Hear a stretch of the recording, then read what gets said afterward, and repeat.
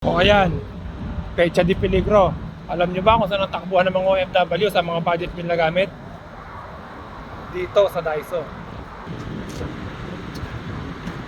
Daiso, ito yung takbuhan ng mga OFW kapag kailangan namin ng gamit at medyo kinakapos na kami sa budget. Pagmula sa kitchenware na mabibili mo lamang ng 3,000 to 5,000 Korean won hanggang sa plasticware at saka ibang mga gamit. Meron din sila dito mga miniature house decor tsaka gwapong naglalakad sa hagdan. Baka mahulog ka sana.